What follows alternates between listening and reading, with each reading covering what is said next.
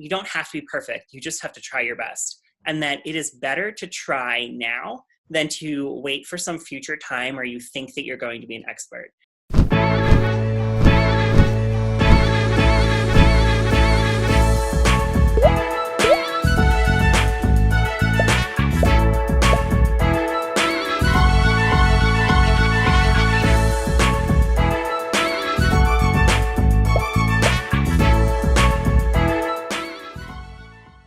Hey, how's it going? Delisha Ivins here on behalf of the No Pants Project and Mike Shreve. And today I'm here with Tom Basgill, who is joining us all the way from somewhere a little chillier than South Carolina to talk about his journey in the six-figure writer and how he's working on helping his clients and moving toward his goals. So Tom, thank you so much for joining us. Thank you for having me. Oh, definitely. Now, you were just telling me a little bit before that it's colder where you are. Where are you joining us from? I'm here in Brooklyn, state of New York. Yeah, in the big city. That's awesome. Yeah. So tell me a little bit about what you do. What is it that you do for your clients? So in particular, I focus on content marketing and advertising. So for my clients, and they're particularly in business to business technology, software as a service, financial technology, is I help them take their message that's often complex and hard for a layperson to understand and, reach out to salespeople, CEOs, CTOs of other companies so that they can, expand their business, increase their customer base, as well as get customers who are, already on their platform to go deeper, go to the enterprise level or something like that. Nice. That's awesome. And as far as working on kind of doing the content marketing and stuff, and then what would you say is like the top pain point or the top concern for your clients that you really help them resolve? Is just maybe connecting, or? I think connecting is really key. A lot of my clients are brilliant, but the people that they need to sell to are not necessarily technically savvy in the way that they are. So they might be another technology firm, but they're, in aerospace, not necessarily in, software as a service. So it's really just taking this highly dense, really in-depth language and trying to make it appeal more to their customer. And that's really where I come in. Awesome. Yeah, that is an awesome service, because I know there's a lot that can get lost in translation, trying to coordinate between two different spaces and two different arcs. So are you enjoying freelancing? I know you said that you're enjoying sitting around in some comfy pants this morning. Yeah, absolutely. In my pajama pants. No, I love freelancing. I've been doing it for maybe a year and a half full time, and I had tried a couple of years ago and gone a whole year full time freelancing, and that was all right. But I think that a lot of the things that I was missing, I feel. Not to brag, I feel technically savvy. I feel like I can do social media. When I get an advertising campaign, I know how to optimize it down to the cent. But really, I think I was missing a little bit of the business acumen, which is part of why I went into Mike's program. Nice. Okay. So you mentioned that you've done freelancing before, and now you've been doing it about full time for like a year and a half. Tell me a little bit about your goals. Like, what kind of goals have you established for yourself and for your business moving forward? Sure. So my primary goal is to have some more freedom in my life. I used to be a grinder. So I would, have a job where I would work 80 hours a week and then repeat it again. And that took a toll on my health, and also on my personal, pretty much everything, your personal relationships. And so I had a health scare, and I was like, okay, I either can get sick or I can, change my life. So I really decided to change my life and become a consultant where I could, work fewer hours more intensely. A big thing is, being in a big office is very distracting. So I get my work done a lot quicker now, when I'm at home or at a coffee shop. So my goal is really kind of time freedom, is making enough money so that I can have the freedom in my life to have hobbies, to read books. Something that I'm doing this year is I'm just cataloging all the books I read. I'm up to like 29 now. So I'm just, that's something that I really enjoy. And now I'm being able to make time in my life for it. Nice. So what are you using to catalog those books? Are you just creating like an Excel sheet or what are you doing? Oh, I'm going to be honest. It's just a note list on my iPhone. Yeah, it's That's not. awesome though. Yeah. Oh, that's super cool. You should definitely add that list of books somewhere super fun, like your LinkedIn profile or something. I love when I'm looking at other people's stuff, like sometimes on LinkedIn or like resumes or things like that. It's super fun to like see all the books they read because that gives you an idea of where they're going and where their mindset is and where they're headed. Yeah, you can really figure out how the kind of switch that I've made when I decide to go from grinding hourly to a more value-based proposition. You can see that in the books that I've read. Yeah. Mm-hmm. Yep, it's a fun journey to watch.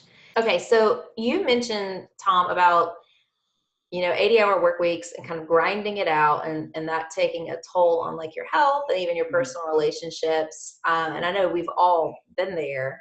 Tell me a little bit about that. Like, were you working full time and then with freelancing on the side, or how did that look for you?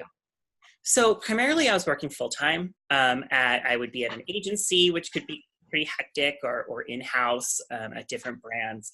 But I've been freelancing for about 10 years. So it was really side gigs, maybe a project every 4 to 6 months, something that didn't, compete with my full-time job. But, what I found was that my main time suck was in a full-time job. And I found that it just doesn't, most full-time jobs I don't think suit me. I think that there's a couple that would really work well for me, but I like my independence. I like to be given a complex problem with no identifiable solution and to just figure it out, which is part of why I would work so many hours, because people would give me projects like that.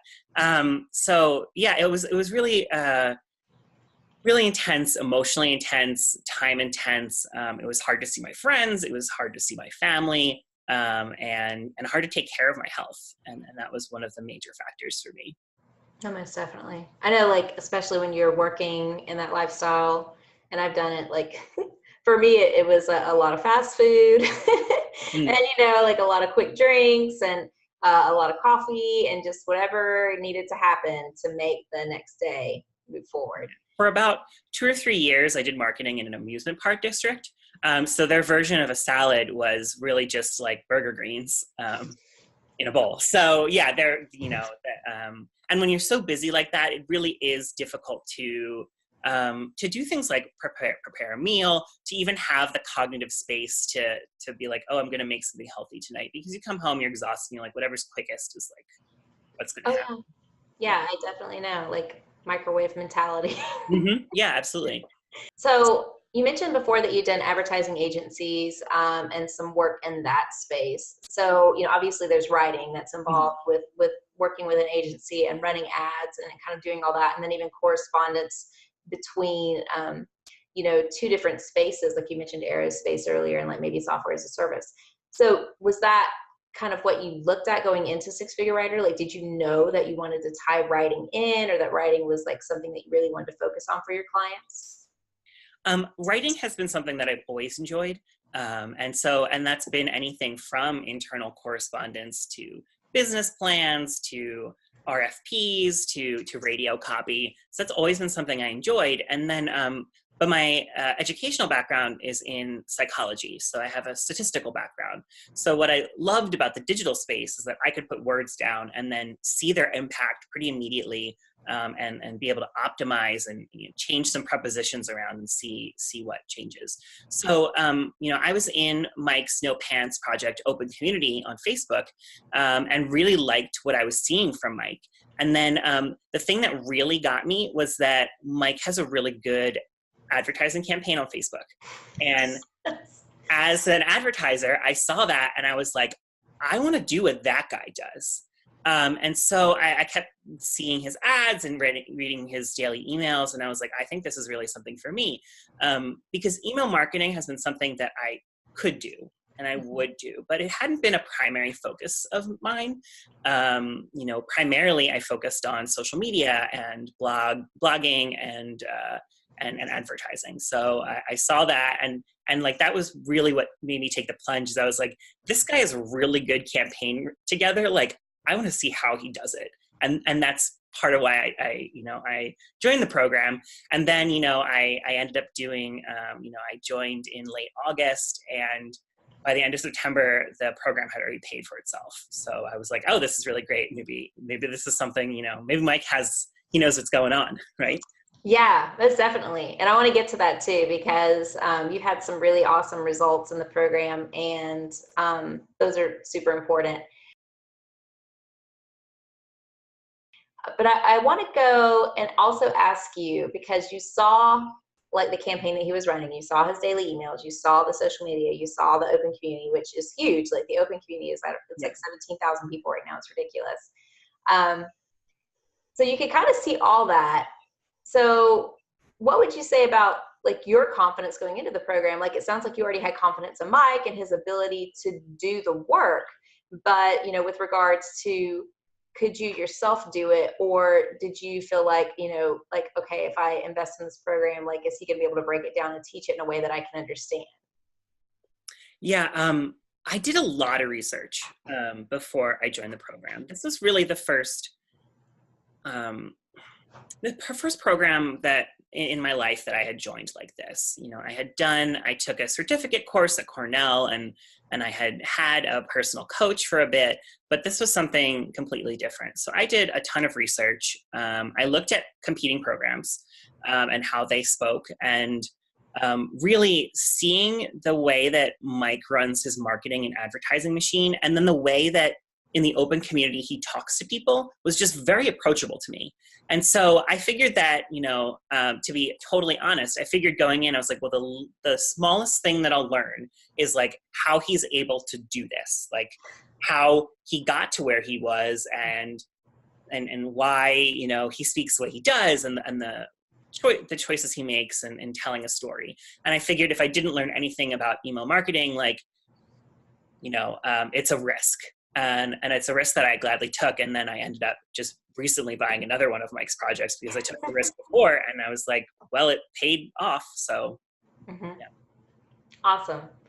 So, and you mentioned that it paid off. So tell me a little bit about that. Like, you purchased the program back in August, is that right? Yeah, I think the last week of August, maybe the 26th, like at the total end of August. Right. Okay. So how long were you in the six-figure writer before you started getting results? And tell me a little bit about what those results looked like for you. I started getting results maybe the first 1 or 2 weeks.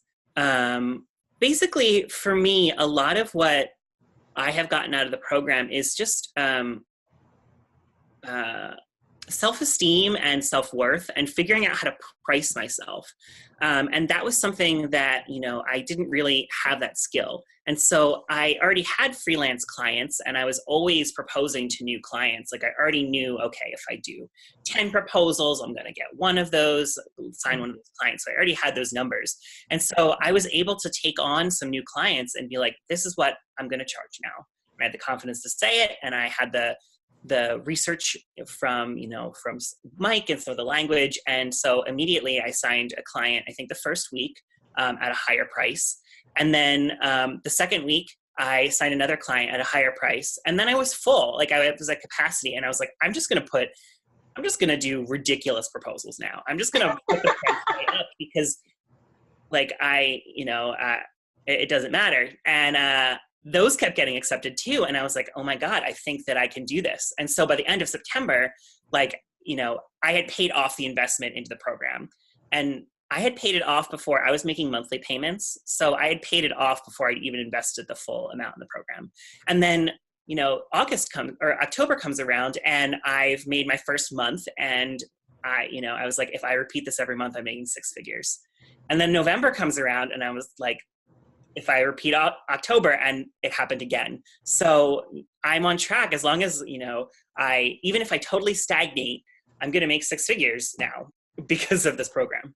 That's awesome. Oh my goodness, that's great. So how much did you, if you don't mind me asking, like how much did you have to go up from your original rate to kind of like what your now rate is? Like even just like a percentage, or just trying to get an idea of like where you were, like what you were quoting to now, to go from where you were to six figures now. So from last December to it's almost December now, I've raised my rates 150%. Wow. So in the past, so I had already been slowly raising my rates, but once I started with Mike, I started to get a little more confident, and I would, I had clients that are still, that are legacy clients that are still on an hourly rate. And I was like, what if I increase it by $10 or $20 an hour? And it kept working. And so, my rate is significantly higher now than it used to be. And with the techniques that I learned in the program, I'm moving over to more value-based pricing, which helps me out so that I'm not necessarily, it's not a one-to-one ratio of I work this hour and then I get this. It gives me incentive really to be more efficient and smarter about how I work. Most definitely. Did you, when you came into the program, did you have any struggles coming in and kind of getting integrated and going through the lessons? Were there any points where you're like, oh, this is like kind of tricky for me? I mean, it sounds like you took right to it, like a duck to water. I mean, you got a client the first week and we're already raising your rates. Mm-hmm. I think that a lot of it was just trusting that the program would work. So it was a big investment for me. I hadn't been making that much money. And a lot of it was watching these videos and being like, I'm going to suspend disbelief and I'm going to try it. And if it fails, it fails. And because I really Mike makes it sound so easy, and I didn't believe it, but I was going to try it. And I tried it, and then it kept working. So I think the biggest struggle for me was looking at the program and being like, it doesn't really make sense to me right now, but I'm going to try it. Mm-hmm. And then I would try these techniques, and then they would work. And then I would, of course, have the confidence to try the next ones. Yeah, just kind of like rinse and repeat. Yeah. So what about, like, was there a certain point in those first couple of weeks, or like a certain lesson or a certain module or something that Mike said that just kind of like you were like, oh, like a high point where you were just like, oh my gosh, that makes so much sense? So actually, some of the most important things for me were in the first module of just Mike getting us used to the email program and explaining it a little bit, because some of those included Mike's Fast Getting Client Workshop, which was just a program that helps you quickly get new clients, and realizing that if I make small changes in the language that I use and how I build out an explanation of, instead of saying, I'm going to provide 10 social media posts, if I say, what that's going to grow in the result for the client, I'm talking more to what the client wants to hear and how they're thinking rather than I am going to do this thing. And so that's been the most important lesson. And then also I will say that I had a lot of trouble confidence-wise raising my rates. It felt really weird. And I went into I went into one of Mike's Q&As and I was like, Mike, I don't know how to deal with this. And he was able to just take, the call was about to be over and he took 10 minutes, 15 minutes over the call time and was like, here's how I deal with it. And that really, really helped me to kind of come to terms with, the difference between working as a consultant and a full-time job, because the difference in mindset is it's a bit of a challenge. Mm-hmm. Yeah, I think those Q&As are super helpful. I Mm-hmm. love when he does that. And that's definitely one of the things that for me is a high point about, a lot of the No Pants Project type courses is just the extra support for me, even when I was building my business and kind of going through that, just the extra level of support, the Q&As, the additional coaches and stuff like that are in there to kind of help you get past, like if you're stuck on a module, you're stuck on a block, you've got some kind of mental thing going on, how to help you move past that so that you don't get stuck and you can get the value out of the course for what it was designed for. How would you say you feel about your future now? Like you're on track to make six figures. Are you still like, you're obviously still not working 80 hours a week. So tell me a little bit about that. I'm a lot more confident in my future. I'm a lot more optimistic. And I think that, I had read self-help books in the past and they didn't make me, they didn't really change. But I think the difference was here that I had my own evidence that was proving that things were changing.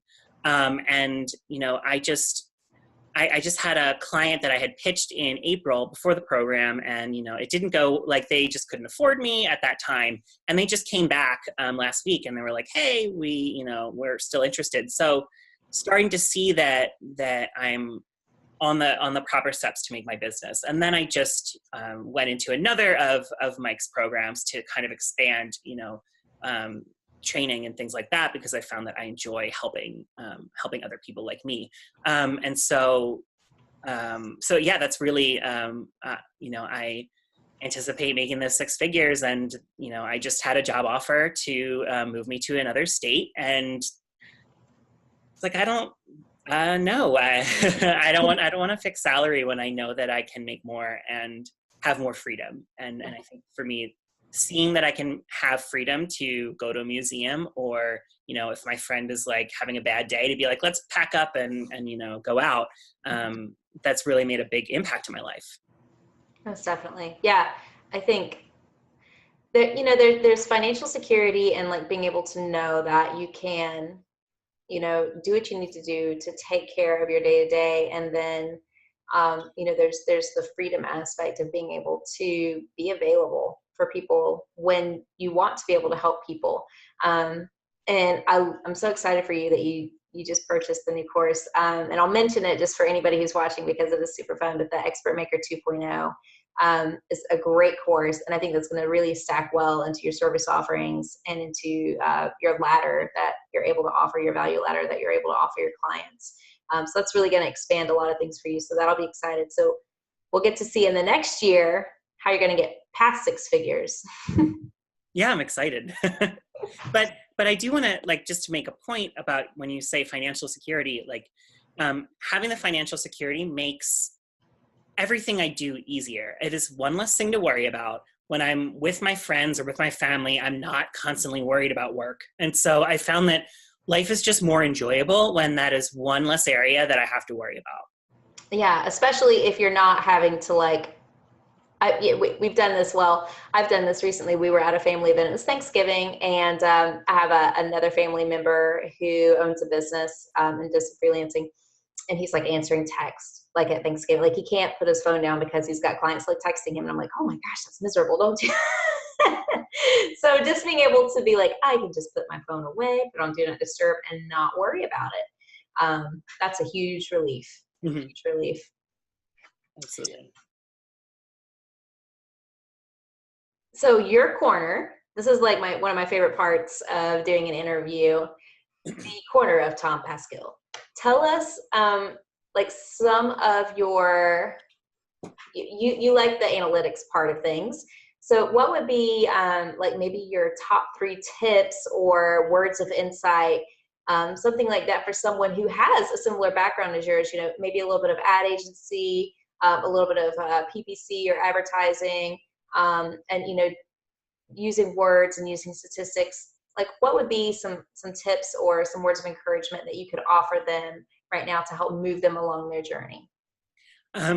I think one of the primary ones is that it is never going to be perfect. Whatever you're creating is never going to be perfect. Being in the social media space, I know that I have to operate. If something happens, I need a response in 3 minutes. So understanding that you don't have to be perfect, you just have to try your best, and that it is better to try now than to wait for some future time where you think that you're going to be an expert. I've been doing this for 10 years, and I kept waiting for the future time where I would be an expert. And there comes a point where you have to just try and take the risk. And so I think that letting yourself make mistakes and is key to succeeding in your field. Most definitely. Yeah. And I think in Fast Client Getting Workshop, one of the coaches there, she mentioned before, she's like, done is better than perfect. At least if you get it done, at least if you try, then you can go back and look at the data and you can analyze it, and then you can tweak to get it to where you want it to. But if you sit around waiting, kind of sitting on Right. the laurel, so to speak, you're just never going to get there, right? So, even when I'm producing content and stuff, I'm like, okay, as a perfectionist, done is better than perfect. Done is better. Yes, and from an analytics and advertising perspective, you can't analyze data that you don't have. Right. So it's better to try and see what happens, even if it's just with a smaller subset of the audience where you're trying, and then you can have data to analyze. But if you don't do that, you're just making best guesses and hypotheses, and you could be completely wrong and not know it. Mm-hmm. Exactly. What would you say to anyone who is considering looking at or getting involved in the Six-Figure Writer program? I think that the main thing that I would one consider as yourself is, are you willing to try something different? You're going to be asked to do things that are not what you've been doing previously, because what you've been doing previously is where you got to. Your current success is where you've been. So it's really just going in and being like, am I willing to try this? And if you're willing to try and just see, then you can then I would say, get into the program. There is also a huge guarantee. So if it fails, then you can have your money back. So it's really more of a, do you have the time to invest and try? And the cool thing about it being, at the videos at your own pace is that, you can do more videos one day and then less the next. And if you have something and you're like, oh no, we haven't covered this yet, what do I do? You go into the group and someone responds in like a couple of minutes. So I think that you just have to, it's really hard, but you have to have just steel yourself and try and take the risk. And then I guess for me, that's what it was. It was, what I'm doing is working, but not the way I want it to. So I either keep doing what I'm doing and it's not working, or I try something new. Most definitely. Yeah, I think you kind of nailed it on the head. I think just being willing and open to try something new, and then having the perseverance to go through the modules and to stay with it and to do the work. And then when you get stuck or if you have a question, just to go get help. Like, that's what the support is there for. That's what the Facebook group is there for, and the coaches are there for. That's what the Q&As are there for, to make sure that you get where you need to be. So, Tom, I'm super excited about your success, and I'm so just like astounded at your early wins. That's amazing. And that you're on track already, like within a couple of months, to make six figures. That's incredible. And it sounds like you have an amazing heart to help people. And I can't wait to see how this extra time is going to translate into being able to help people more, and translate into some awesome things that you can do for yourself and for those you love and the people you care about. So thank you so much for your time and for taking time to hang out with me all the way from Brooklyn. Yes, thank you. It has really been life-changing for me. So helping other people find whatever program is going to work for them. It really has changed my life, and making sure that I have financial security and a little more time has just exponentially made me happier, made me have more time for my friends and things like that. Mm-hmm. Yep. Money can't buy you happiness, but it can buy you a little bit of time to spend doing the things you love, which is awesome. Absolutely. All right, Tom. Well, I appreciate it so much, and hopefully we'll see you pop into the Facebook group later. It's been amazing, and I can't wait to continue to watch you on your journey. Thanks again. Thank you. Thank you.